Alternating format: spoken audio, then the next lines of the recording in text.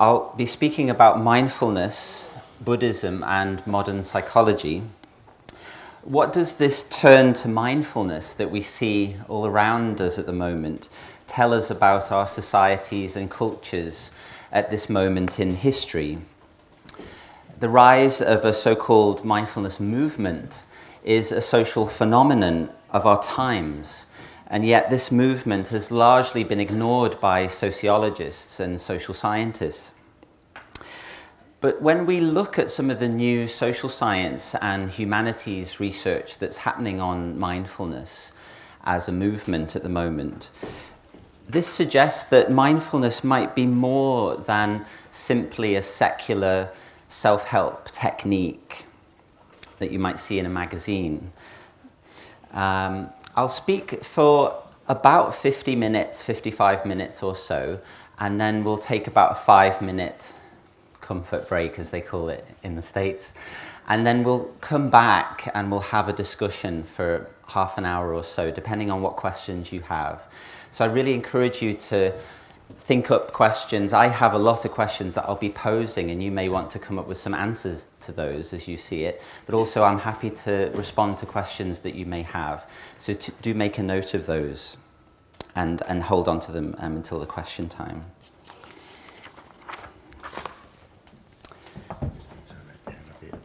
Bit of feedback. Yeah. Thanks, Phil. Yeah. So in terms of an overview, what I'll be speaking about today, I'll speak about how mindfulness has arguably become a globalised movement. I'll be mostly speaking about the situation in the United Kingdom, which is somewhat distinctive when you look globally. But I'll be speaking about mindfulness as a movement. There is evidence in psychology that so-called mindfulness-based programs, 8-week courses that some of you may well be familiar with, are therapeutic interventions, and much of the research is a study of the therapeutic efficacy and effectiveness of mindfulness, and I'll speak about that. But critics have increasingly been arguing that mindfulness is what they call a neoliberal technology of the self. So I'll explain a bit about what this means, neoliberalism and the idea of a technology of the self. And there's also big debates happening in the humanities and social sciences about the extent to which mindfulness is secular or religious. So I'll speak about those debates. And I'll be arguing, and I'll be interested to see what you all think about this, that the rise of a mindfulness movement actually may signal broad shifts toward what scholars call a post-secular late modernity, which is a complex advancement of our secular age. So that's where we'll end up, hopefully. Let's see how it goes. So, the mindfulness movement. Unless you've been asleep for the last 10 years, you will have noticed that mindfulness is a movement now. It's an Anglo-American invention with Asian roots and a transnational reach, as Jeff Wilson shows in his book Mindful America, which was one of my recommended readings for this class. The subtitle, in case you can't read it, is The Mutual Transformation of Buddhist Meditation and American Culture. Over 2 million adult Americans report using mindfulness meditation for health purposes. And since 2010, over 3,000 scientific articles have been published that claim mindfulness is a therapeutic and useful intervention. And I'll show you a graph to show that I'm not just making this up in a moment. What illustrates this movement in the States as well is a book by Congressman Tim Ryan. He's a Democratic congressman on Capitol Hill in the United States, in Washington. And he wrote a book a few years ago called A Mindful Nation, and the subtitle is How a Simple Practice Can Help Us Reduce Stress, Improve Performance, and Recapture the American Spirit. And it has a foreword by John Kabat-Zinn, who I'll introduce you to in a moment. not in person. I'll show his photo. And in the UK, since 2012, the Westminster government has hosted a mindfulness all-party parliamentary group. Just out of interest, who's heard of this mindfulness all-party parliamentary group? Can you pop your hand up?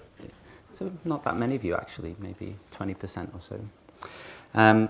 So now, today, almost 200 MPs and 500 Westminster staff have done a course in mindfulness, which is interesting in itself, whatever you think about that. And there is a network of over 40 politicians worldwide who are all practicing mindfulness. And this mindfulness initiative that created this Mindful Nation UK report, which you can go online and read all about this report, they've been lobbying Parliament to fund the public provision of mindfulness across different sectors, healthcare, criminal justice, education and workplaces, public sector workplaces especially. So mindfulness, according to William Davies, has become a part of our mainstream and increasingly global therapeutic culture, or what he calls the happiness industry. And the subtitle of his book is How the Government and Big Business Sold Us Well-Being, where mindfulness is employed to enhance our well-being. So within the popular narrative, the popular story about mindfulness, the story goes that mindfulness comprises ancient perennial wisdom that's been translated for modern times and is now proven by neuroscience. So here's that graph I promised I would show you a second ago, which shows the number of scientific articles per year published on mindfulness. And I mentioned since 2010 there's over 3,000 articles. It does look like it might have peaked last year at 692. It could be that maybe it's reached the limit, or it could just be that they got to the top of the graph there and it doesn't go any further. So the story goes that this is a therapeutic technique that's been recontextualized from its originally religious background. The story goes, mindfulness was invented by John Kabat-Zinn. Here's the photo I said I would show. Who was trained as a molecular biologist in the United States and started his stress reduction clinic at the University of Massachusetts Medical Center in 1979.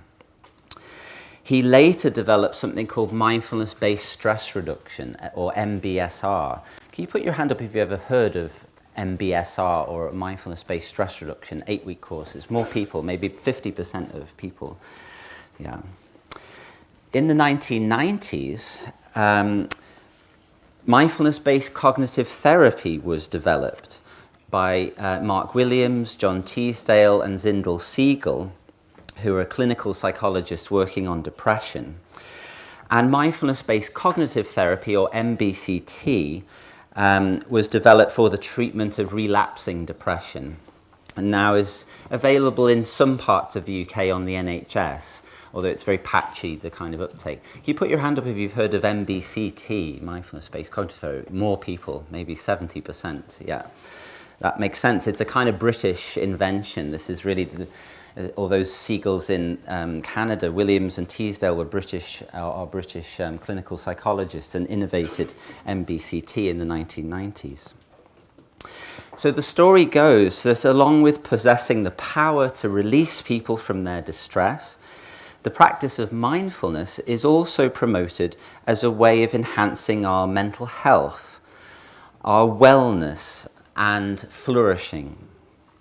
Proponents of mindfulness tend to say that to change the world, we need to change ourselves, and that we all need to learn how to be more awake, aware, and attentive to the present moment, one mindful individual at a time, and this will change the world. To change ourselves, however, we need to change our brains. This is the common refrain, by regularly paying attention with mindfulness to the present moment. Paying attention in the present moment, on purpose, intentionally, Now, this is especially the case within our digital worlds, in which our attentions, as I'm sure you've noticed, are increasingly being captured by internet technology companies.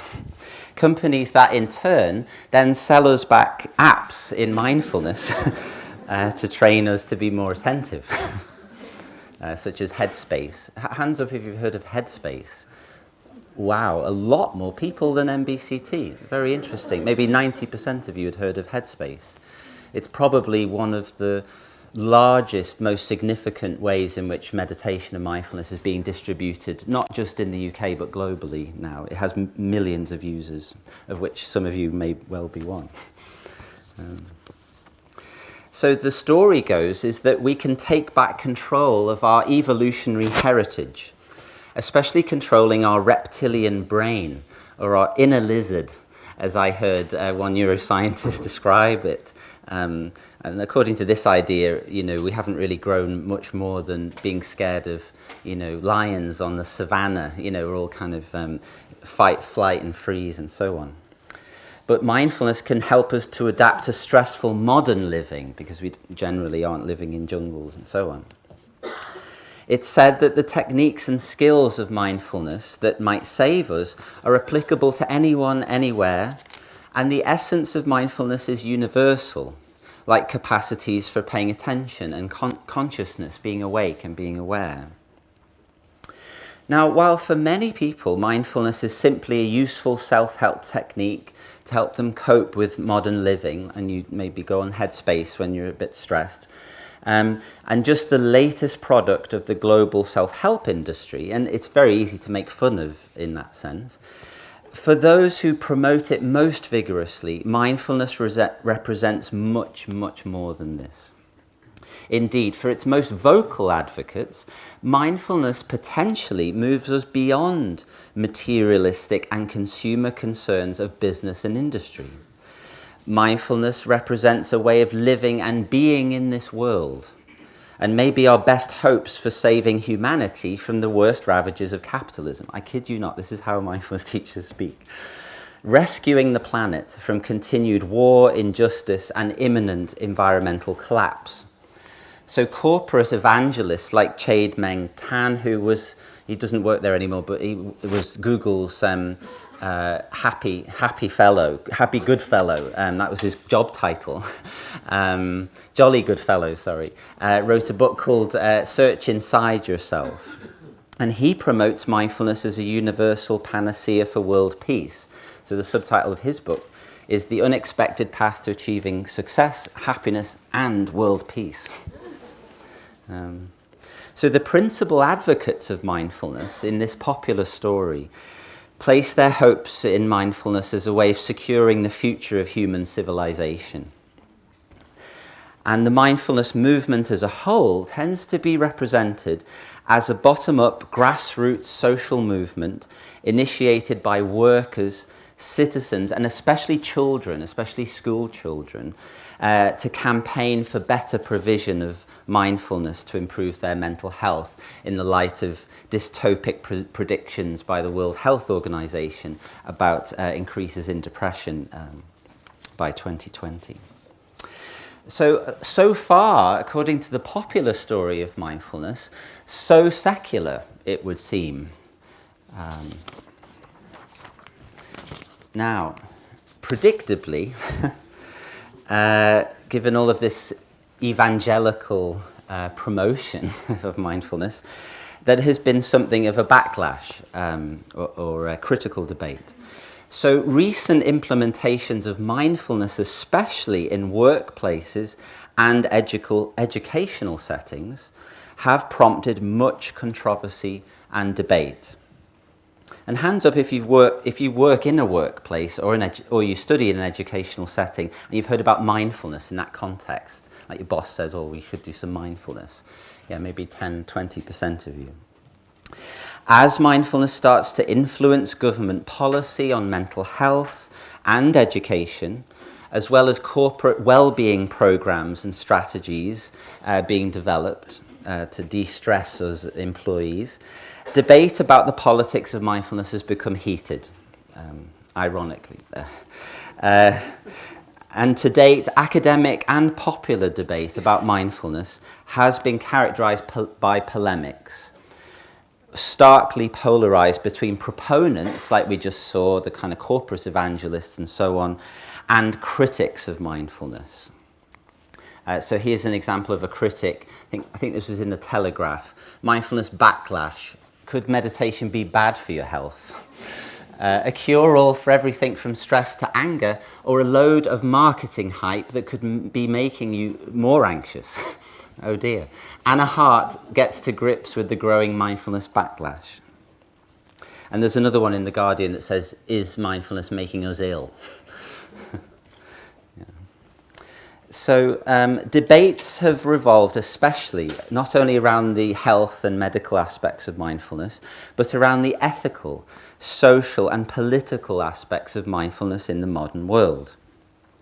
Critics argue mindfulness has been oversold.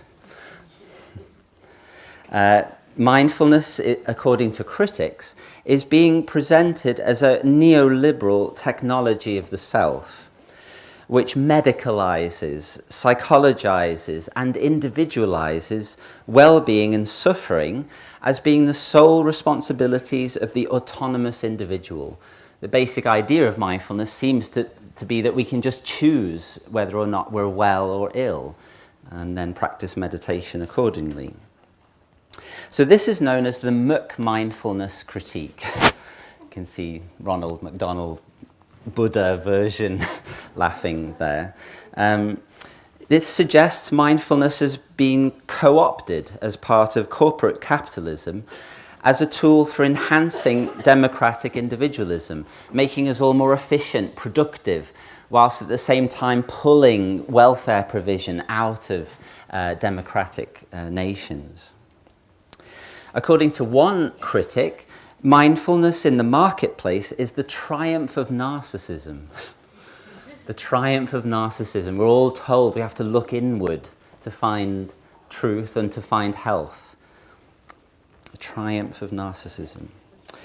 And according to the critics, and again, these are very polar debates, the so-called mindfulness movement, or some advocates call it a revolution, overall is argued to be a top-down, not bottom-up, elite-led, not grassroots, especially private business-led promotion of trickle-down mindfulness for the masses. So all the corporate CEOs practice mindfulness, and then they, distribute the apps throughout the world, and everyone then gets a bit of the mindfulness, but not the proper stuff, and it's trickle down. And the critics say that mindfulness is a white, predominantly middle class privilege marketed predominantly to women to take care of themselves and thereby distract attention from systemic inequalities, such as patriarchy and horrible things like that. So if you go to any bookstore now, do go and look at the aisle that shows you the well-being stuff and look at who is being marketed the mindfulness. It's generally not men, although I did hear that there was some plans to create a mindfulness magazine for men. Most of the mindfulness for men is marketed to a corporate business person in a suit. Whereas actually you see many of these magazines like Teen Breathe for a very particular kind of teenager, and the Mindful Revolution and Science of Meditation in Time magazine. So do look at W.H. Smith's and so on. I'm a bit of a geek when it comes to mindfulness and meditation. You can find all these magazines. But so far, still so secular sounding, actually. Notwithstanding all of the critiques, it still sounds like this is a secular thing that's being critiqued in this very polar way. So actually, this general argument about mindfulness has been made for probably the last 60 or 70 years against several other therapeutic cultures too, such as psychoanalysis. So Philip Rieff wrote a book called The Triumph of the Therapeutic, Uses of Faith After Freud. Also, the argument has been made very similarly against humanistic forms of psychotherapy, such as in Christopher Lash's book, The Culture of Narcissism, American Life in an Age of Diminishing Expectations. And also counselling and counselling discourse, as Frank Furedi critiques in his book, Therapy Culture, Cultivating Vulnerability in an Uncertain Age. So the argument against mindfulness, in a way, is part of that broader critique of therapeutic culture. It encourages us to look within. It's depoliticized. It's not about addressing social conditions and social structures, but becoming more, yes, I need that soundtrack to every lecture I do. Bum, bum, bum, bum, bum. It's quite suitable for this slide, actually. It's kind of badass critics coming in saying. And the critics come from a variety of political and theoretical persuasions, from both the left and also to quite conservative critics like Philip Reeve. That the therapeutic is about the decline of traditional authority and traditional religion in replacement for a more individualized culture. Okay, so we've had the proponents and we've had the critics. The popular story of mindfulness I told earlier suggests mindfulness is something secular and universal. But critics and scholars have shown how certain histories of mindfulness are often left hidden in the popular story. Historians and scholars of Buddhism have shown how mindfulness has been on a long and unexpected journey to get where it is now. Since at least the late 19th century, people of Anglo-American and Nordic countries have adopted Asian mind-body practices and training regimes as therapeutic ways of living with industrial capitalism. The turn to mindfulness, in that sense, is not entirely new, but resembles similar so-called Eastern turns, along with yoga, and also transcendental meditation, made famous by the Beatles, along with Maharishi Mahesh Yogi, founder of transcendental meditation. Mindfulness, or Buddhist sati, insight meditation, and vipassana, illustrates this broad eastward journeys trend. Mindfulness has traveled from monastery to retreat center, into the psychological laboratory, here's a monk in an fMRI machine, and beyond. And researchers have charted this interesting movement of mindfulness with articles like From the Bodhi Tree to the Analyst's Couch, then into the MRI scanner. There it is. There's the mindfulness going in. From retreat center to clinic to boardroom. And between Buddhism and science, between mind and body. This sounds like meditation and mindfulness have been turned into secular practices, but things are not quite so straightforward, these scholars say.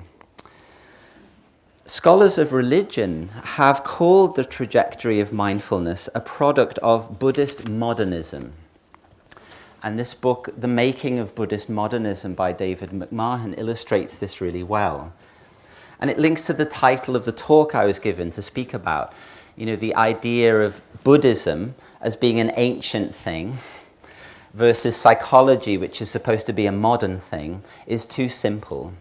Because actually, even before psychology gets invented as an academic modern discipline in the late part of the 19th century, Buddhism has already, many parts of Buddhism have already been transformed in a way that's commensurate with modernity and with psychology. I want to say a bit more about this Buddhist modernism now.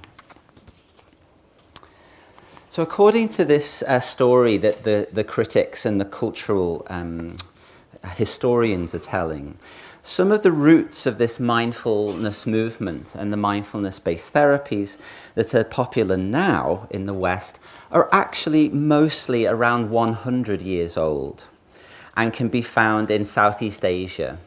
And I think this is a very important point that often gets missed out of the popular story, where you have a kind of modern science that's the now, and then you've got a 2,500-year-old Buddhist tradition that's being brought together. And this work shows actually that the age of some of these practices is maybe not quite as ancient as we might think. So the sources could be found maybe around 100 years old and can be found in Southeast Asia. The mindfulness movement is dependent crucially upon modernized forms of Buddhism, especially the mass lay meditation movements of Southeast Asia, Sri Lanka, Burma or Myanmar, and Vietnam. So figures such as the Mahasi Sayadaw, who sat sternly there at the back behind a row of American Jewish Buddhist teachers in the 1970s. And also S.N. Goenka, founder of Vipassana courses there, both from Burma. Also Thich Nhat Hanh, who sat there next to Martin Luther King, who nominated him for a Peace Prize in the 1970s, of Vietnam. In the 1960s. They all adapted Buddhist practices in response to colonial encounters, especially British colonialism, with Anglo-American missionaries, Orientalists, and Buddhologists. It's kind of Victorian activity, the Buddhologists.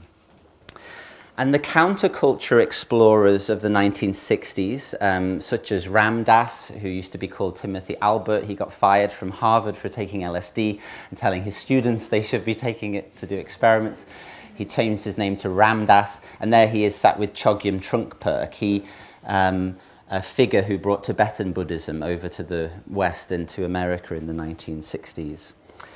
So they went in search, these explorers, of wisdom in Hindu and Buddhist societies, and they returned to co-create the humanistic psychologies of the human growth and potential movements in the 70s, with key figures like Carl Rogers, founder of person-centered counseling, and Abraham Maslow, who was a key developer of humanistic and transpersonal psychology. So the humanistic emphasis on authenticity, emotional expression, and self-realization was a critique of 1950s behaviorism. And behaviorism generally treated us as robots. Psychotherapists advocated more than just adjusting the human being to the society, which behaviorists understood as a neurotic machine. Humanistic psychologists wanted to rehumanize the person, and there was a massive expansion of therapies in the 1960s to the 1970s, not just for those in distress, but for so-called normal people, to improve our health, intimacy, personal development, and relationships.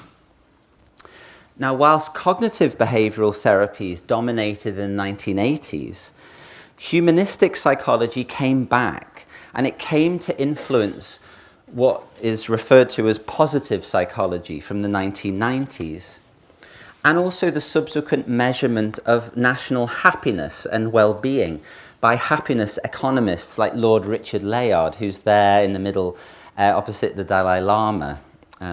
Layard was New Labour's happiness czar. He was behind the development of the Improving Access to Psychological Therapies scheme in the 1990s, through which CBT was rolled out en masse. And MBCT really rides the wave of CBT in the 1990s and 2000s. So as well as being influenced by all of these threads, mindfulness is also influenced by the self-spirituality of the New Age movement, where to find truth, you look within, and you try to find your authentic self by looking within. So when we look at these hidden histories, which in some respects have been lost in translation, because especially mindfulness teachers don't really want to think about this stuff very much, we could say, well, is mindfulness so secular as we initially thought? I don't think it is. I think this challenges the idea that mindfulness is just a purely secular field. So there's a big debate, as I mentioned at the beginning, in the humanities around whether mindfulness is secular or Buddhist. And this was the photo I used to illustrate this. Here's Mathieu Ricard, who you saw earlier going into the fMRI machine. He's a French-born Tibetan monk. He was called by Time magazine the happiest man in the world because of his results in the fMRI machine. And there he is at the World Economic Forum in Davos, Switzerland, a few years ago, teaching mindfulness to the global leaders, the elites of the world, with the American film actress Goldie Hawn. Who would have guessed? Celebrity mindfulness. So scholars are asking very interesting questions that don't often get spoken about in public settings like this. One person, Jeff Wilson, who wrote the book Mindful America, asks, does the so-called mindfulness movement signal the triumph of Buddhism in a non-Buddhist culture? Is this a new form of Buddhism? Or is it the death knell of Buddhism? Because it doesn't involve monastic communities and monks and nuns and so on and so forth. Another scholar asks, is mindfulness-based stress reduction a new Buddhist lineage, or a degenerate corruption of original Buddhism? Other scholars ask, are mindfulness-based therapies promoting a so-called Trojan horse? I heard it called the other day a Trojan mole, which I quite like. A Trojan mole is kind of cute version. A stealth Buddhism, or crypto-Buddhism. A secular religion being taught in public civil institutions, especially in schools. In the United States, there's some legal battles over whether mindfulness should be taught in schools, in a similar way in which some argue yoga should not be taught because it actually has some religious and spiritual foundation. Yeah, same in the UK, thank you. And then this one, which is a little bit condensed and it's a bit complex, but I think this is a key question. Helderman asks, is the translating religion approach of therapeutic mindfulness practices, like kind of recontextualizing mindfulness from the religious to the secular, is it a case of capitalistic secularization, like we saw with McMindfulness, like Ronald McDonald selling us mindfulness along with our Happy Meal? Or is it a re-enchanting subversion of secular spheres? And it's that latter point, in a re-enchanting subversion of secular spheres, that I think that's what's going on most with the mindfulness movement, and we'll move toward that now. So mindfulness can now be found in diverse settings. If you haven't already noticed, you will from now on after this lecture. You won't be able to miss it.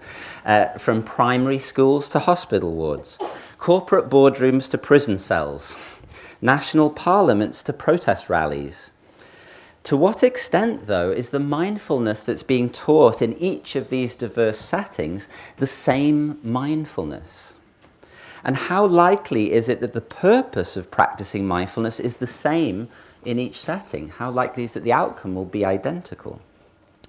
While the world of mindfulness is composed of diverse fields, social studies of mindfulness tend to be of isolated sectors. They tend to look separately at mental health, education, corporate business, rather than looking at the field as a whole and figuring out what we think is going on. Moving, as it has done, across diverse spaces and places, from clinic to classroom, scientific laboratory to church, stock trading floor. I think this is my favorite book, Trade Mindfully. Achieve your optimum trading performance with mindfulness and cutting-edge psychology. And you always know it's an interesting book when it has the person's qualifications on the front. Gary Dayton, PsyD. I don't know what PsyD is. Stock trading floor to colouring book. You'll have seen the colouring books on mindfulness. Birthday card. I got sent a mindfulness birthday card, which sends you good wishes of mindfulness. And you open it up and it says, breathe. Happy birthday. It's really, really handy. from birthday cards to airports. If you want to find mindfulness, airports are a guaranteed place to find them. In the bookshop, lots of mindfulness there, and on the plane, you can often have guided meditation exercises to de-stress while you're cramped in your tiny seat. From trade show, and I'll speak about trade shows in a while, to high street well-being centres. There's one actually by Victoria Coach Station. If you've seen it, it's called Remind, and you walk past it. It's a therapy centre with mindfulness. From mobile phone app that we looked at earlier, Headspace, to university mission statements. Some universities now are trying to be mindful universities. I could do with a bit of that myself. And from corporate boardroom to picket line, as we see here, and protests and demonstrations. It does seem that mindfulness is much more than just a therapeutic self-help technique. That seems too narrow a way of understanding mindfulness. And when you look at the teaching of mindfulness teachers, they may well present mindfulness as a secular technique of self-improvement, but they may also present mindfulness as a spiritual or a sacred practice and encourage self-transcendence or indeed political activism on the part of their students. And we'll see some examples of this in a while. So recent qualitative research suggests mindfulness may actually pose a challenge to the ideal of self-contained individualism and thereby expose the limits of neoliberalism. Students of mindfulness courses may resist and rework meanings of mindfulness in the context of their lives. And so individualism and narcissism, whilst they're part of the story of mindfulness, they're not the whole story. And we need a broader oversight of what's happening through which we can tell a story about this field which encompasses differences between sectors as well as overarching commonalities of the whole. This is what I'm arguing. Rather than assuming a priori, and a priori means before you go out and do your study, mindfulness automatically represents an individualizing practice of self-governance. We all have to take responsibility for ourselves and choose rationally what we do. Or that people are cultural dopes who swallow the message of neoliberalism whole. Can be kind of patronizing sometimes, some of the critics. We can ask instead, and this is a key question of the research project I'll speak about soon, what kinds of social and cultural worlds are being imagined and made manifest through movements towards mindfulness. So what I'm moving towards here is the idea that mindfulness is not just about the individual self, and it's not just about this turning inward, but it's also about the remaking of society, and it's about the remaking of cultures and spaces and places. And that's what I'll move toward. So I hope you've been talking about mindfulness, possibly for some of that 5-10 minutes or so. And if you were talking about mindfulness and meditation and Buddhism and all of the issues that I've been raising, please do hold on to those discussions, because I'm so curious about what you were saying, but my ability to overhear what you're saying is also, I just couldn't overhear. And so especially also if you were coming up with questions, from the most simple, actually, to what you think are maybe complex ones, please do hold on to those and make a note of them. So I'll speak for about 25-30 minutes more, and then we'll go into what I see as a kind of seminar, although we've got about 200 people, so it's a bit different to a usual seminar, but we'll see how that goes. We'll have questions and answers and discussion. So the mass expansion of mindfulness provision during the past 20 years especially, the mindfulness movement, if we're to call it that, and that's why I've put it in kind of single quotes there, is I think we need to question if there is a mindfulness movement, what kind of movement is it? But if there is one, it really starts to get going in the 1990s, and then it really gains momentum around the financial crisis, so around 2007, 2008, and we could talk about maybe why that might be a bit later in the questions. But this mindfulness movement particularly develops in the United States, as I've said, and then develops in the United Kingdom in a particularly strong way that I'll speak about soon. This has led some commentators to describe a mindfulness movement. So Jeff Wilson, in his book Mindful America, he uses this term of a mindfulness movement. And arguably, a central feature of mindfulness as a movement is its collective modalities of provision. So here you see an image of a mindfulness professional training conference, really for teachers of mindfulness, where there's maybe 200 people sitting in meditation and learning mindfulness from, as I've mentioned before, one of the key patriarchs of the mindfulness field, Jon Kabat-Zinn, who sat there on his podium. Mark Williams is there, founder of mindfulness-based cognitive therapy. And there are other key notable figures there as well, not naming any any names. There's me doing my... Thankfully, I'm wearing a different shirt today than I was, but doing my field work. And so mindfulness is often taught within group-based contexts. That's one of the distinctive features of the field, such as so-called 8-week courses that I've mentioned, 8-week courses in mindfulness-based stress reduction, mindfulness-based cognitive therapy, as well as sometimes en masse to hundreds of people in popular public and professional networking conferences. I think the largest one I'd heard about was Eckhart Tolle, who wrote a very popular book called The Power of Now, teaching at Wembley. So I think this is maybe the biggest mass mindfulness teaching I've heard of. And indeed, the mindfulness practitioner community of teachers, because it's very important to understand that if you teach mindfulness, the expectation is that you also practice it. And the practice is a big word in the mindfulness field. You should be practicing mindfulness really all the time. Every waking moment of your life becomes an act of mindfulness. No pressure. So this community of teachers, as you see them gathered here together, this was in Bangor, in the Centre for Mindfulness Research and Practice, which is actually the largest European training organisation at Bangor University. They could be understood as what scholars have called a community of practice, who train to varying degrees as professionals. So if mindfulness, however, is a movement, what kind of movement is it? Does it have any precursors? And also, to what extent does this movement or turn toward mindfulness both draw upon and feed back into wider social, therapeutic, professional, elite, and or grassroots tendencies? What does it actually mean that we have such mass interest in mindfulness and take up in mindfulness? As I mentioned before, a key question for us is how secular or religious or spiritual indeed is this movement, or indeed does mindfulness signal broader changes that can't be captured by any of those categories?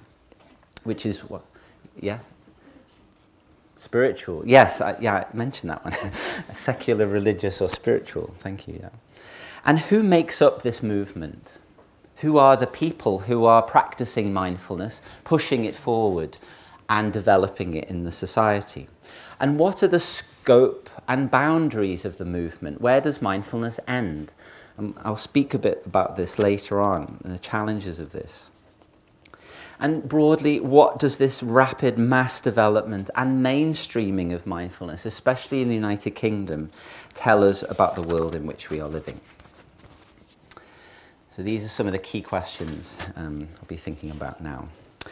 Now, when you look at social science research, humanities research across many disciplines, from geography through to history, sociology through to social psychology, which is my background, we're mostly in the dark when it comes to mindfulness as a social phenomenon. as I showed very early on, so much of the research, the thousands of studies I mentioned, the 3,000 studies since 2010, are largely studies of the psychological and therapeutic efficacy of mindfulness, whether it works as a therapy and what its neural and brain-based dynamics are. But the fundamental questions that I've just posed and the disagreements that are happening between the proponents and the critics, all of those polemics, they suggest that there's a basic lack of empirical grounding.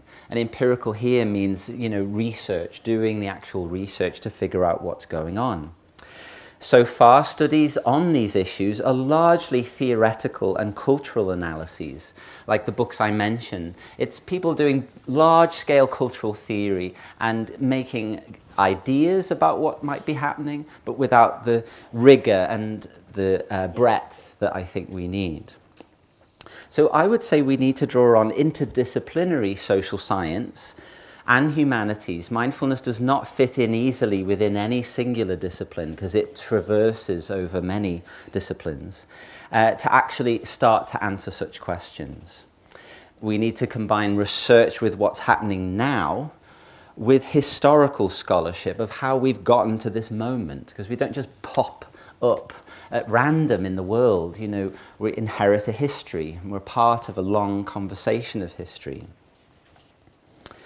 So, it's convenient I've posed all those questions because we're now conducting what we think is the first large-scale social study of the UK mindfulness field as a whole. And we're funded by the Leverhulme Trust, who gave us almost £250,000, which suggests this is important or relevant, to conduct a 3-year interdisciplinary social study of the UK mindfulness movement. And we started in October of last year. So we're almost at the end of our first year. So the UK, when you look globally, the UK is considered to be the vanguard world leader in mindfulness provision. Whether or not you knew that, you know it now. Mainly due to its mainstreaming, the degree to which mindfulness has been institutionalized within mainstream institutions, such as some schools, in the NHS, and other sectors such as workplaces. But there's a key oversight concerning basic questions about this movement in the UK. We really don't know what's going on. Who, where, what, why, and how. We are therefore studying the people, the places and the practices that make up this mindfulness movement. And we're doing that through a mixture of 3 methods. So as you probably know, all social science and humanities will involve research methods. Here we're using 3 main methods. One is an online survey. Another is 150 biographical interviews with practitioners and teachers of mindfulness. And also what's called ethnographic case studies, and it's those that I'll speak about in a while, where you go into an area, you go into a sector, and you learn what it is to be in that sector and what it means. Ethnography comes from anthropology, and it's applied to the study of cultures. And we're using those methods to study mindfulness across 5 key domains, which illustrate this UK mindfulness movement: health and well-being, education, which also is schooling, and also workplace, private and public sector.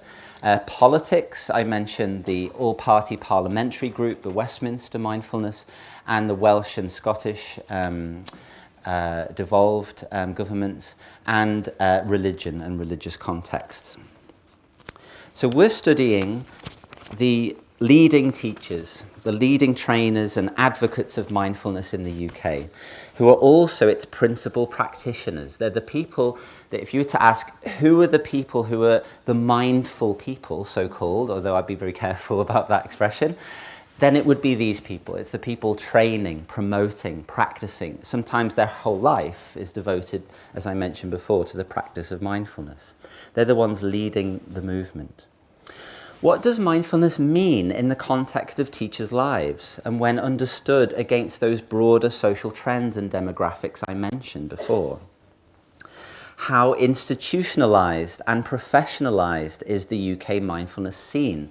It's a largely unregulated area from a kind of psychotherapeutic point of view. What does that mean? How geographically dispersed is mindfulness? Where is it happening? Is it happening in urban areas versus rural and suburban areas? What does mindfulness tell us about the society in which we are living?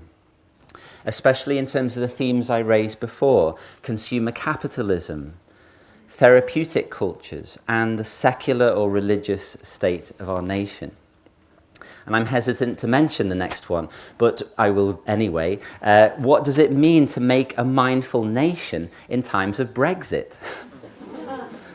I mean, one would hope being mindful would help you escape from Brexit. The usual assumption is that when you meditate, it empties your mind, so you don't have to think about anything. But as you've seen by the way I've given the talk, it's not that straightforward, sadly. Yeah, let's be mindful of that. So what I'm going to do now, this is a work in progress, so we're about a year into this 3-year project, and I'm now going to zoom in and briefly summarize this work in progress from the 4 ethnographic field sites that we've been studying. So far, our kind of first thing that we've been doing is attending public and professional events, quite large-scale ones, and conferences that feature hundreds of people. And so what you're getting here really is a snapshot into this work in progress that's very much developing. And I've only spoke about this once before the other week in Germany, so I think it's kind of interesting and cool to talk about. So the first one, I'm actually going to show you a clip. And the clip is of Mark Williams teaching in the same room that you just saw earlier where John Kabat-Zinn was sat on his podium. This is the same podium, but with a different teacher on it, who's Mark Williams, who founded mindfulness-based cognitive therapy. And he's teaching mindfulness at a day of mindfulness practice and dialogue at a professional mindfulness research and practice conference in 2015. At least the clip, it's about 2 minutes. It gives you the sense of how mindfulness is taught by an acknowledged expert in the teaching of mindfulness. If you want to learn some mindfulness meditation, feel free to follow along. This is perhaps one of the best chances you'll have to learn from Mark Williams. And then I'll speak a bit about the themes that have arisen in our analysis of this. We're going to take a break in about 10 minutes, but let's just practice. We're not taking a break in 10 minutes. And just zooming in on this business of noticing if the mind wanders, taking time, and coming back very slowly to the breath, to where we had intended to be. So sitting aware of this body, breathing, noticing the after effects of our conversation.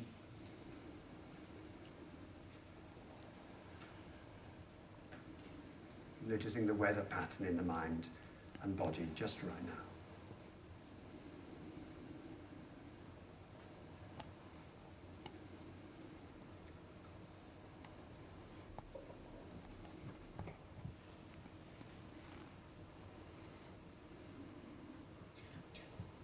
And dropping into stillness.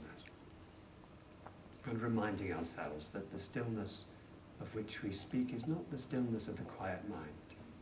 Because our minds may not be quiet, the bodies may not be rested. Rather, it's the stillness of allowing things to be exactly as they are for this moment. To be seen, to be appreciated, as best we can.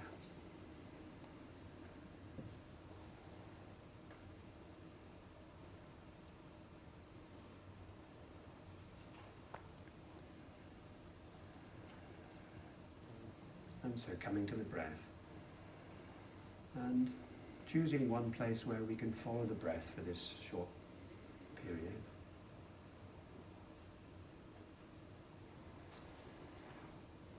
So the breath can be our anchor in the present moment, somewhere to come back again and again.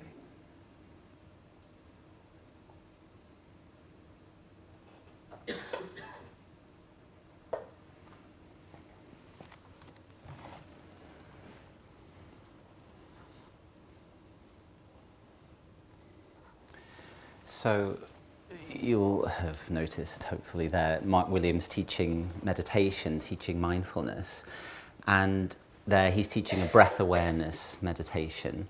So the basic idea is you're aware of the breath, you're attentive to the breath, but as he says, the mind wanders. The mind wanders off, and then you notice that and then bring it back. And he talks about the stillness of which we speak is not necessarily the stillness of a quiet mind, because your mind may not be quiet. In fact, I hope it isn't. I hope it's full of questions and thoughts for about 20 minutes' time.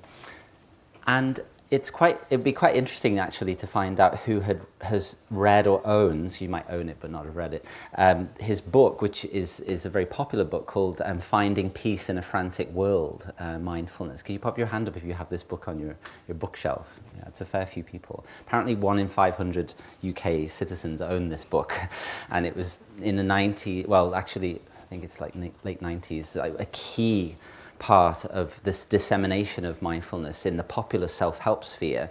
And it's this book that informs both the Westminster government teaching of mindfulness, those programs. It also influences mindfulness in schools, actually. So this is highly influential stuff.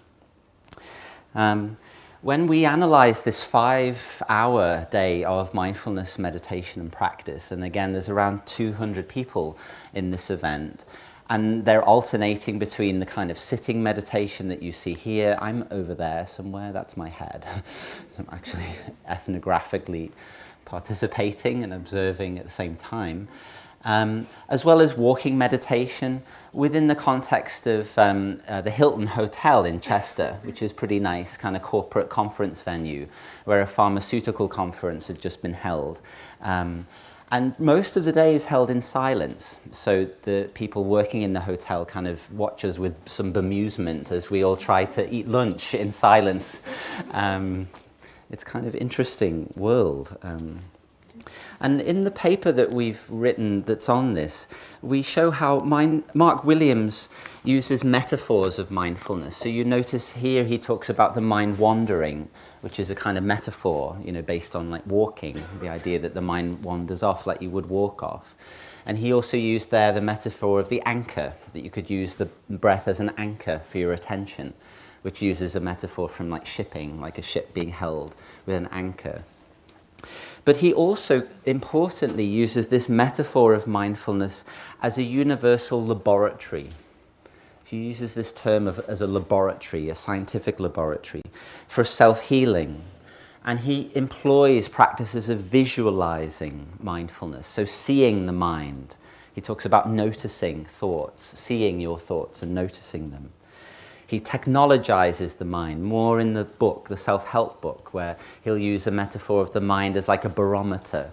And here actually he talks about weather patterns, noticing weather patterns in the mind. And naturalizing mindfulness, which is part of that metaphorical vocabulary, as being a scientific teacher, a scientific procedure.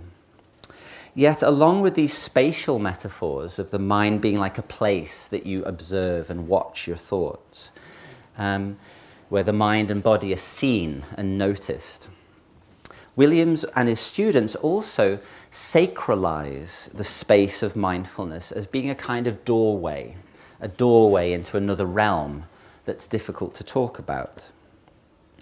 And this is interesting, this kind of sacralizing of what otherwise looks like a secular space, a corporate conference center.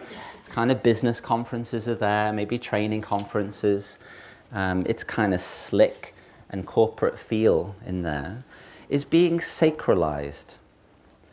And it suggests that it makes it difficult to make strong divides, in this case, between psychotherapy, science, and religion. Indeed, the notion of a mass mindfulness meditation movement has an interesting connotation. You can see him here, bathed in a bright white light, with large bunches of flowers either side of him, routinely chiming bells, which are these Tibetan like meditation bells you'll have seen around. Mark Williams comes across simultaneously as a professional scientist who says this is a scientific procedure, it's a laboratory, you're observing your mind, it's very evidence-based. Also, as an evidence-based therapist, he's not giving us any old shit. You know, he's giving us shit that's been, pardon my language, tested through randomized control trials, you know, that's been shown to be effective for the relapsing of depression. But he's also simultaneously a paternalistic father figure, taking care of us all, making sure we're all safe and comfortable, and a kind of priest, a spiritual guru or a healer. In fact, I think neuroscientists are kind of like our new secular priests in many ways, and I think psychologists sometimes occupy that position as well. If you want to find out the truth of who you are, you might be sat there thinking, oh, damn, I thought I was going to learn something about myself here. I thought I was going to find the truth of myself, and this psychologist was going to tell me, and he's just talking about all this social crap. You might be sat there thinking that, and that's very interesting. And I think neuroscientists and evidence-based therapists like Mark Williams are often positioned in that place as a kind of secular priest or a spiritual guru or a healer. So even this MBCT training, which is critiqued often as the most individualistic and neoliberal of the mindfulness interventions, largely because it's based on cognitive behavioral therapy, CBT, which I mentioned earlier, which was rolled out en masse by the new Labour government in the 1990s through the IAPT scheme that I mentioned. Even MBCT, which seems like this secular, instrumental, individualizing technology, involves a curious remaking of society and space, which is not solely secular, and it's not straightforwardly secular. MBCT involves working on relationships, albeit here in silence. The participants in the event are also asked to share their experience, which is a very distinctive part of the mindfulness field. Indeed, I think you can't really have mindfulness meditation now without at some point sharing your experience about what happened in a small group or sometimes en masse to hundreds of people.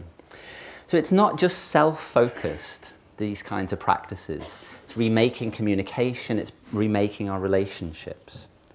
And the day of practice, as I've suggested, exemplifies these contrary themes of secularizing as like a science, a laboratory, and sacralizing our reality and mindfulness as a doorway. So that's my first example. I'm hoping at least one of these will resonate with you in some way. So the second example, around 800 mostly white, middle-class, female mindfulness teachers attended an event called The Future of Mindfulness in Education. This was very recent. It was a day conference organized by the Mindfulness in Schools project earlier this year. And it took place in London's historic Friends House. It's literally just around the corner from here, just by Euston Station. An impressive Quaker building opposite Euston Station. Did anyone attend this event, just incidentally? Hello. You may be able to spot yourself in somewhere in here. We were kind of up on the top tier. You'll see that the amphitheatre, it's a very impressive building. I don't know if you've been in there, but I would really recommend going and look at it. And it's full, yeah. So 800 people were in attendance, and it was full, and it's an amphitheatre design, so everyone's looking in.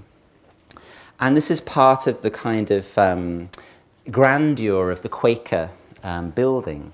John Kabat-Zinn, who sat there, he physically did come and teach at the event. He told us that the building had hosted Gandhi and Bertrand Russell, thereby encouraging this reverential awe of himself and of the building, I guess. Richard Burnett, who is a co-founder of the Mindfulness in Schools project, launched their Million Minds Matter campaign, where they are aiming to reach 1 million children with face-to-face quality mindfulness in the next 5 years. The very full program, which advertised in a corporate-style branded brochure, which is similar to the last event I mentioned, features voices of experience. Like I said, you have to speak about your experience if you're part of mindfulness events. interspersed with more serious talks about the science, implementation, and debates concerning mindfulness in education. The evangelical fervour of mindfulness, where children and parents offer confessional stories of how their lives have been transformed, is moderated with presentations on the science of meditation, which suggests we need to be more serious and rigorous and seek evidence. And while the speakers, which include very young children actually, employing a psychological language of discovering themselves and their ability to be happy and trusting their authentic experience, the event sometimes resembled a talk show like Oprah or Jerry Springer. It's like really out of date now. Those are the ones I used to watch. And while advocates of mindfulness often disclaim its Buddhist nature, they often will say, this is not Buddhist. This is a common refrain. The genre of the event has a strongly religious feel, not only in terms of the setting, but also in terms of the structure of the day. Sermons are interspersed with moments of silent meditation, but also through the spiritual charisma of the speakers, especially John Kabat-Zinn, who's considered the founding patriarch of the movement. A secular conference for professionals and school teachers, not just because of the building where it's held, but because of the way in which it is being held. And while the event illustrates this mass nature of the mindfulness movement in England, there seems to be a tension, which was not a topic for public discussion at the event, between the largely middle-aged white men who are the organisers of the event and the majority female audience of teachers. I mean, it's partly not surprising because the interest in psychology is very strongly skewed to women, like 70 to 80% of psychology undergraduate students are women, whereas 70 to 80% of psychology professors are men, of course. There's a kind of reversing that happens. So there's this strange paradox there. There is a tension, perhaps, between the elite-led with growing corporate influence of mindfulness in schools and the grassroots nature of the movement, where many teachers especially are enthusiastic about mindfulness. So what seems to be happening here, and again this is all work in progress, is that mindfulness does seem to be a framing and a filtering of larger social inequalities, which is quite interesting to think about. So that was the second one, mindfulness in schools. The third is something you may or may not be aware of. So I would say in the last 3 years, around 5,000 people have attended mindful living shows. Has anyone been to a mindful living show? Oh, great. There's some advocates, eager advocates of mindfulness. So these shows take place at exhibition centres in Manchester and London. And we went to both of them last year and this year. They're fascinating.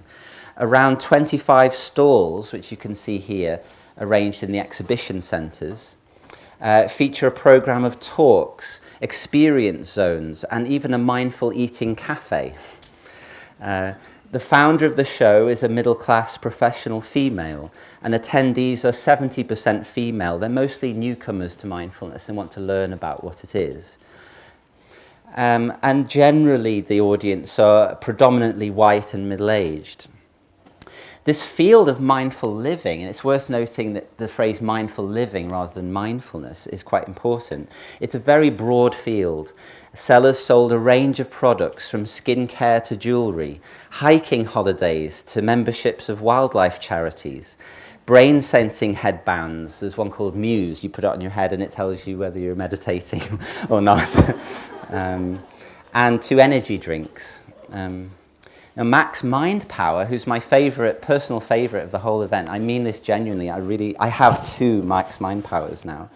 Max Mind Power is a meditating bear. I wish I'd brought him along, I didn't have space in my bag. When you press Max's pause, he speaks meditation instructions to you with a somewhat dystopic male British accent, whilst breathing along with you.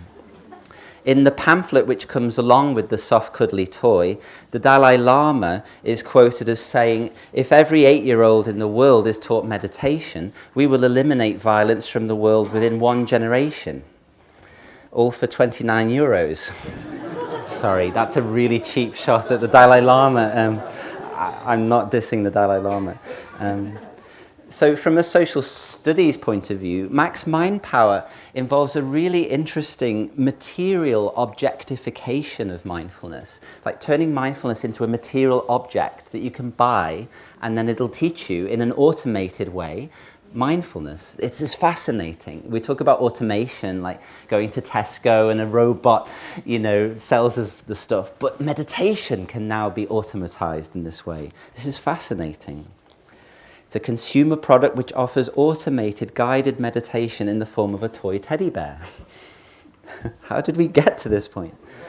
The creator of the bear is a young Irish female who, along with many other mindfulness teachers, is self-employed and an entrepreneur who has started her own business. The mindfulness teachers who I spoke to at the show tended to be somewhat cautious and ambivalent about Max and the Mindful Living show as a whole. And my conversations with teachers often involved a distancing humour, and a subtle subtext about whether what is happening here is the authentic mindfulness or not. Is this the true one that we're getting? Well, the category of mindful in the Mindful Living show seems to be so broad, it's much broader than mindfulness, that it risks undermining the very integrity of mindfulness itself, whilst also allowing wide public dissemination of the message and practice of mindfulness. I mean, it's over 5,000 people have attended these shows in the last 3 years. This is a big deal. We need to take them seriously as well as making fun of them, as I do. My conversation, so the teachers who spoke at the Mindful Living show, though, often called for better regulation of the field, and they criticised crass examples of muck mindfulness, such as the men's deodorant manfulness, which I can't find that deodorant. I really would wear it, genuinely. If any representatives of manfulness are in here, I'll happily have a product endorsement. Or the mindful chef who sends food boxes to you with recipes to your door. At the same time, these critics of mindfulness, muck mindfulness, who are also promoting their own mindfulness, they themselves used their own corporate branding and acronyms. The mindfulness field is full of acronyms. You can't do mindfulness without an acronym, like MBSR, MBCT. We could talk more about why that might be later. And they use those acronyms as well as calling for private sector funding to market their own brand of mindfulness, which they suggested was the authentic mindfulness. That was the true one. So this is the final example, the fourth one. Kind of getting an insight into my life, what I spend my time doing. So on a Saturday night in a city in the West Midlands of England, around 400 people attend a public event at the historic cathedral in the city centre. And we sit together in the cavernous space of the modern extension of the ancient cathedral. You can see it there. The overwhelmingly Christian ambience was punctuated by a giant painting of Christ, a modern painting, and in front of the stage stood a modern art cross. You can just see it there. Mindfulness and Spiritual Intelligence was the name of the event, and it cost just £5 for 3 hours and attracted a diverse crowd. Half men and half women, it seemed, with a variety of ages, ethnicities and social classes. It seemed more diverse than the usual mindfulness professional conference that I showed earlier. The first speaker announced this was the 5th annual event that they'd run, and that their local health and well-being initiative had helped over 14,000 people in the past 5 years, particularly through offering free classes to the community. They described what they were doing as a community-based grassroots initiative run by volunteers and without paid staff to raise the collective consciousness of the citizens of the city. Now, the word mindfulness here, as you can tell, is being used in a very broad and amorphous way, principally for transcendence of ego, transcending your narrow, restricted sense of self, and indeed going beyond our conditioning, beyond our social conditioning. The speakers said that our true human potential is accessed through our experience, which arises from a complex mixture of traditions. They talk about science and spirituality. They talk about a variety of practices, mind, body, spirit, and practices of soulfulness. A neuroscientist tells us mindfulness can alter genetic expression.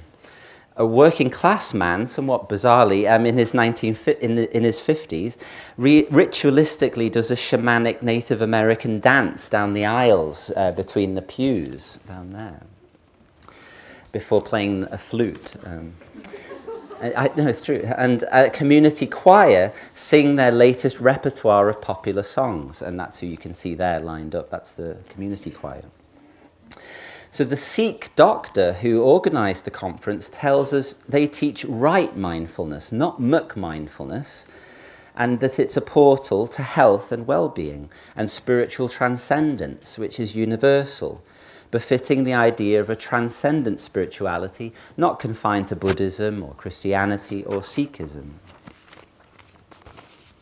So that's the last of my empirical examples. I just want to come to a few concluding reflections, and then we'll go into some questions and answers and discussions. So, mindfulness as a post-secular therapeutic culture. Hopefully, as you'll have found, social studies of mindfulness challenge us to think about the world in which we are living. What kind of world are we living in, and why is it like that? Psychological and therapeutic cultures such as mindfulness seem to draw upon a wide social and cultural set of threads. At the same time, the mindfulness movement works back on the society and culture to transform us in interesting and new ways. Mindfulness seems to be drawing upon and feeding back into multiple social and cultural tendencies over at least the last 30 years, depending on how you draw those boundaries. I want to say that the mindfulness movement is world-producing in the sense that it is involved in the remaking and the production of society. The ideal example of this is mindful nation, the whole idea of a mindful nation. What does that mean? At the same time, the mindfulness movement is also, as well as being world-producing, it's person-producing.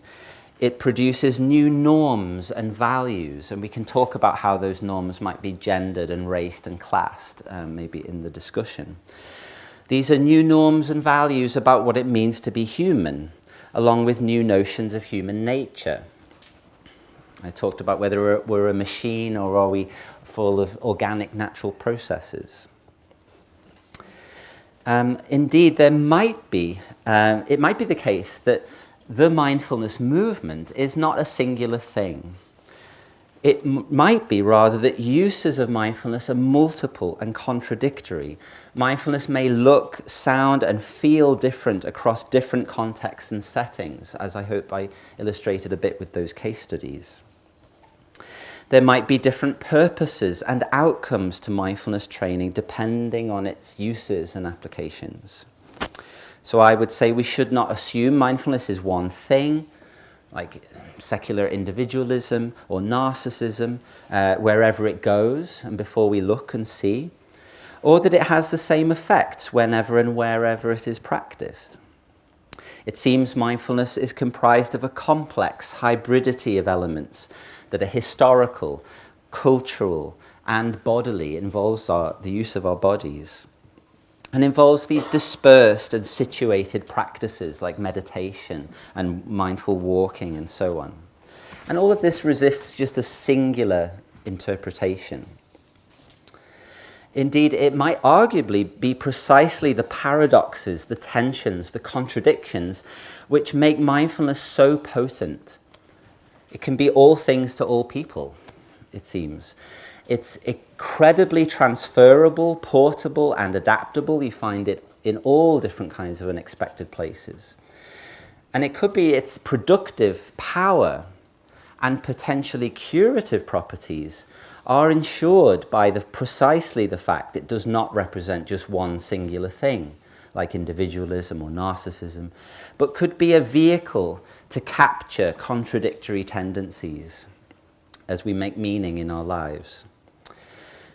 So far, it seems, based on our work in progress, the mindfulness movement may appear to be much more than just a secular therapeutic technique alone, or indeed a new form of Buddhism. That doesn't seem quite right, but rather may contain all these post-secular threads that I've been discussing.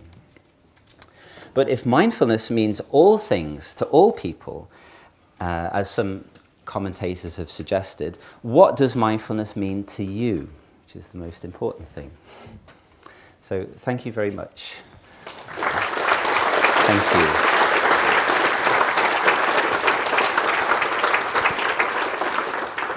Great. So we've got time for questions and discussions. In fact, we have 20 minutes or so, 20 or 25 minutes. What I would suggest, and I think how this works best, is if we have 5 minutes for you to chat with people behind you and in front of you about your questions. I've asked this question, what does mindfulness mean to you? And that could be the question that you ask of each other. But I really want to get you, I know it's London, but I really want to get you to chat with someone that you maybe didn't speak with earlier on. So maybe turn around, say hello, I'm so-and-so. What does mindfulness mean to you? For 5 minutes. So we'll do that for 5 minutes, and then we'll go into the question. Okay, let's start, because I want to give time for questions. So and especially an encouragement, if you've never asked a question in this kind of setting, you couldn't possibly believe you would, then do pop your hand up. But I'll go here and then here. Yeah, go for it. Are they bringing a microphone around? I think they are, yeah. Is there a microphone? Should I pause? Oh, there's one there. Well, you go first and then we'll come to you. Yeah, you got the microphone. All right, so my question is that I think a lot of us have heard about the benefits of MRI scans, like improved cortical through meditation. The MRI scans that they show like improved cortical thickness, increased dopamine flow, improved hemispheric symmetry, so on and so on. Now, are you implying that such results that we could see in the monks through MRI scans can only be achieved if we live that very strict monistic lifestyle? So basically you're talking about this myth approach to meditation nowadays, like in the Western culture. Basically, are we not going to achieve those sort of cognitive improvements with this sort of meditation? Do we have to be looking into a different type of meditation that maybe you are more aware of? Thank you for that question. I think that's probably a question for a different talk that I didn't give, I'm afraid. I'm sorry, but I'm not a neuroscientist, and I feel quite uncomfortable speaking about neuroscience because I don't really know very much about it. What I do know from reading the literature on neuroscience and hearing neuroscientists talk about mindfulness is that the field of neuroscience is about 20 years old in terms of our current understanding of the brain and current studies. And so it's very much a work in progress. And so when I talk or hear neuroscientists talk, they really say that there's a lot we don't know, and that actually a lot of the statements that sometimes journalists, but also often neuroscientists themselves, sometimes in public settings, say about meditation and mindfulness, and a lot of promises, I think, are made about meditation and mindfulness based on neuroscience. As I suggested, we kind of look to neuroscientists as the kind of new secular priests to tell us what the truth is. And so I think there's a big difference between the research on neuroscience and the debates that are happening in that field and the public presentation of neuroscience findings. So Richard Davidson, who's a world famous neuroscientist, very recently wrote a paper in Emotion. And it's a paper, I've never seen a paper with so many negative points about the research listed, about where they're at in the research and saying, look, we're really not very far. But then if you see Richard Davidson speak in public, actually he makes a lot of promises for meditation and mindfulness based on neuroscience. Now, I know that's not an answer to your question. It's more a kind of encouragement for us to think a bit more critically about neuroscience, given that it has such a big kind of impact on how we understand ourselves at the moment. I mean, what I didn't mention in our talk is that a lot of researchers are saying now is that we don't only understand ourselves in psychological terms, but we understand ourselves in neural terms. So you hear these children in the events we've been going to talking about how their amygdala is firing and so on, and they're using a kind of neuroscience language. That's very interesting to understand what's going on there and what's happening. So I'm sorry, it's a non-answer to your question, but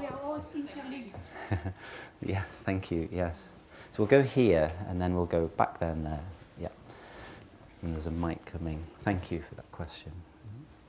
Hi there.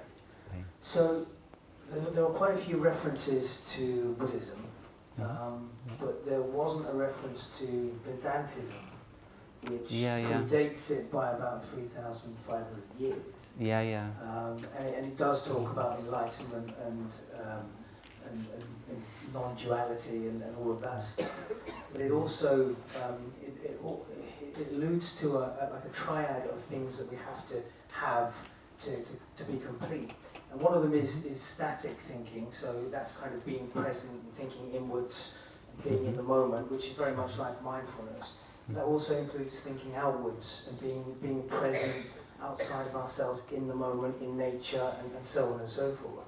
But it also alludes to temporal thinking, so thinking in time, so thinking forwards, having hope goals, looking backwards and making peace with the past.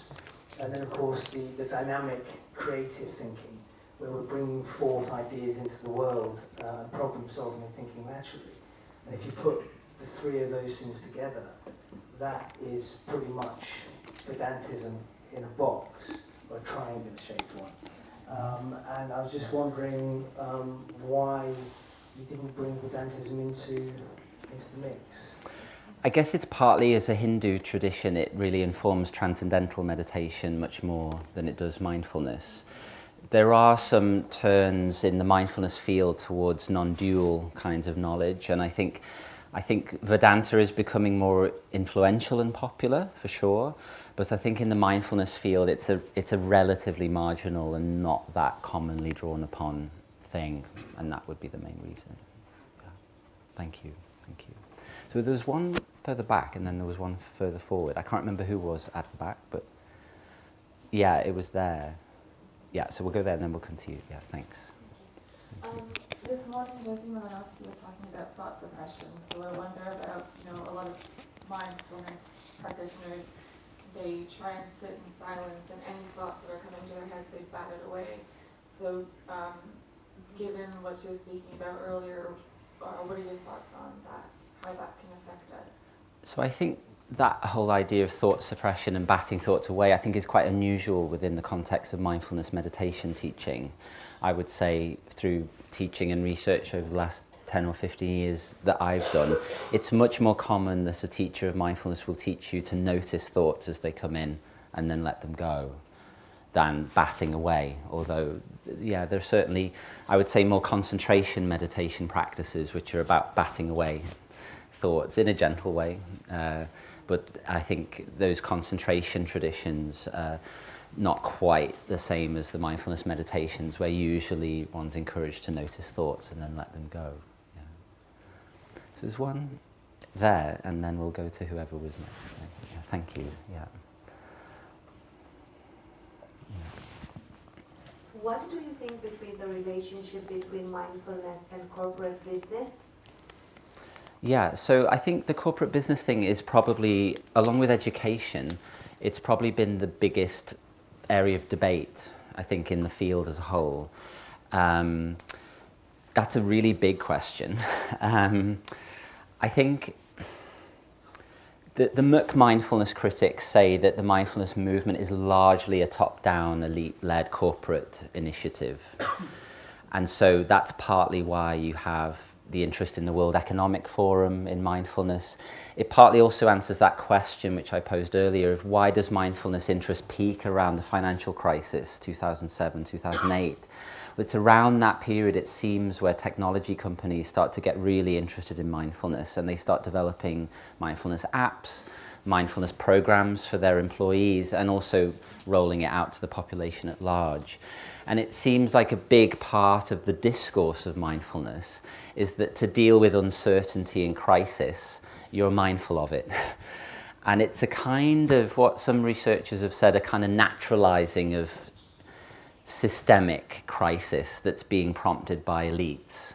And then we're encouraged to meditate and be accepting and okay with constant reorganizations of our workplaces. And you see this in some quite crass examples of where mindfulness courses are given as a kind of voluntary severance package to employees, where you'll say, look, we're firing you, but here's some mindfulness to be okay with it. And I give that as a kind of crass example, and I don't want to kind of blanket kind of all of corporate mindfulness with that, because of course there's also attempts by some very well-meaning teachers to try to reform corporations from within to make them more compassionate and mindful and so on. I must say, as with the neuroscience question, there's very limited studies of this field. There's a lot of rhetoric and there's a lot of polemics. There's very little social studies in those sectors, and we need much more ethnographic studies to show what actually happens in a workplace when you bring mindfulness in there. Because the story we're sold is that everyone wants mindfulness, but actually when you look into workplace situations in schools, people are very ambivalent. Some want to do it and they're interested. Some see straight through it like, hey, you're cutting my pay, but you want me to be mindful of it, you know. So I think it's a real mixed bag, and I don't think people are just these dupes that go along with it. And at the same time, you know, I think the outcomes were probably quite complex. So thank you. Yeah, that's a really nice question. Yeah. So we'll come here and then we'll go over there. Yeah, we've got 10 minutes. That's great. Yeah. Thank you. These are great questions.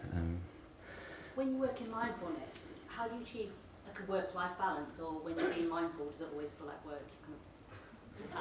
Yeah. So I think, some of the critics say actually that, and this is maybe on the more one side of it, is that actually the job of being mindful has become part of work. Like actually, and there's an interesting book called Self-Help Inc. by McGee, and they say actually that people who engage in self-help practices actually become quite beleaguered and quite kind of exhausted actually about how much self-responsibility they have to take for the world's problems, you know, on your shoulders.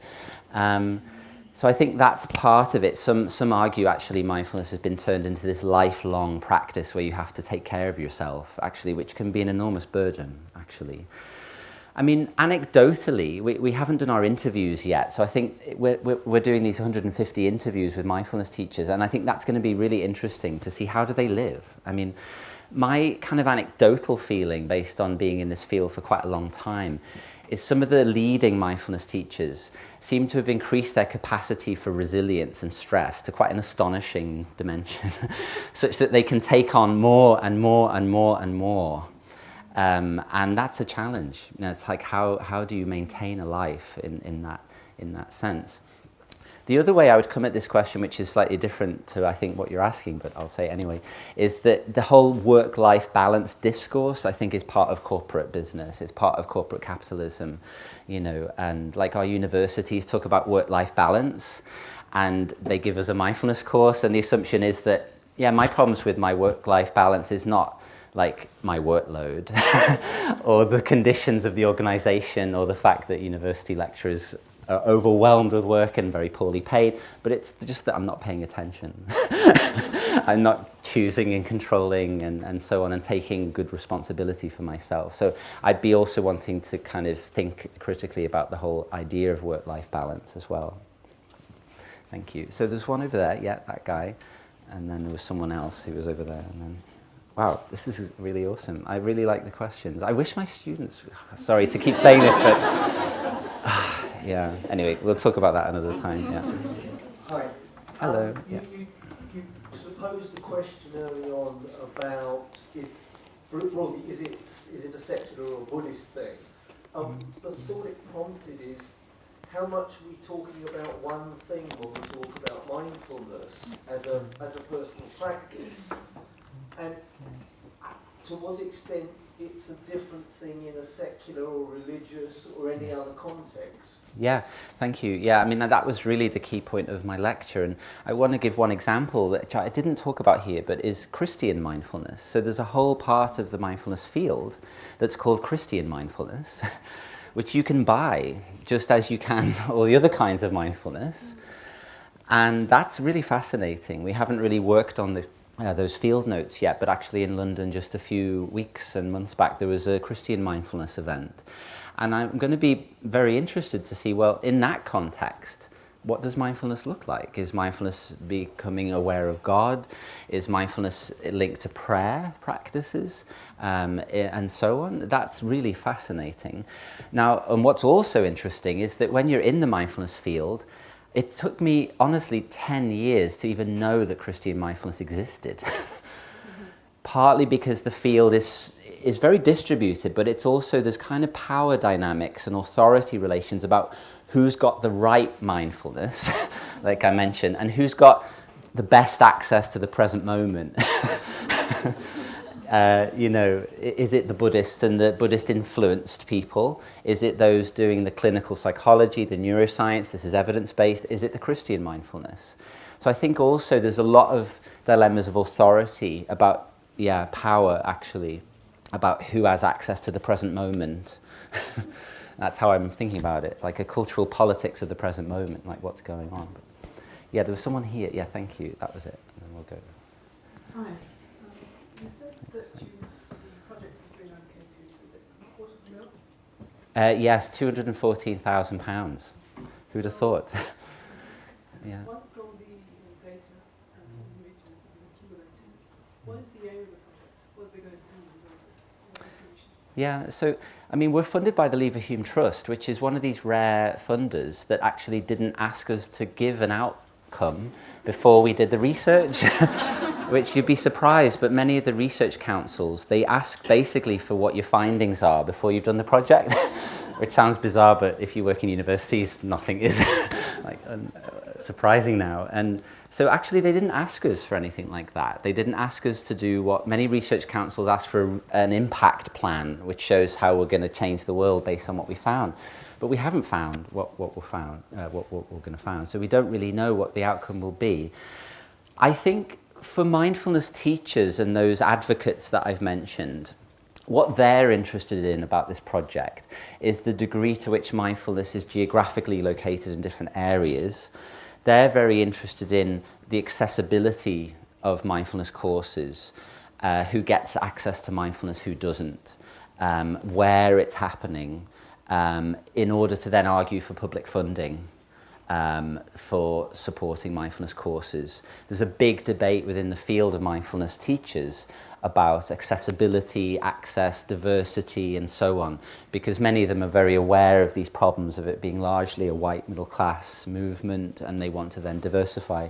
So I think many of them are interested in those outcomes of this project. I think our outcomes of the project as scholars is a much more longer term one, is that we want to say something about British society in this moment through the lens of mindfulness, and we will publish a popular, well, not popular book, that would be stretching it too far, a book that I would hope would have a wider readership, and I try to write accessibly, called The Making of a Mindful Nation, mapping the mindfulness movement.